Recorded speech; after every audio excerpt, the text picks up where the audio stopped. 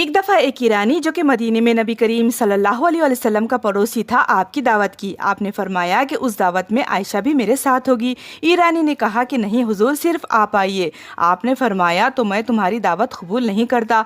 रसूल अकरम की दावत कबूल ना करने की वजह ये थी कि उस रोज़ आपके घर में फाका था और जिसकी वजह से आपके घर वाले भूख की तकलीफ में मुब्तला थे। इसलिए आपने ये मुनासिब न समझा कि बीवी को घर में भूखा छोड़कर खुद शिकम सैर फरमाए। मेज़बान वापस चला गया और दोबारा हाजिर खिदमत हुआ और फिर यही सवाल और जवाब हुए और फिर वो वापस चला गया। मेज़बान तीसरी मर्तबा हाजिर खिदमत हुआ तो आपने तीसरी मर्तबा भी यही फरमाया कि आयशा की भी दावत होगी। मेज़बान ने अर्ज़ किया कि जी हाँ, इन्हें भी साथ लाएं। उसके बाद आप हज़रत आयशा रज़ी अल्लाह ताला अन्हा उसके घर तशरीफ़ ले गए। पड़ोसी ने 2 दफ़ा इनकार इसलिए किया था कि उसके पास दावत का सिर्फ एक आदमी का सामान था। तीसरी दफ़ा उसने इंतज़ाम किया, फिर हाजिर खिदमत हुआ।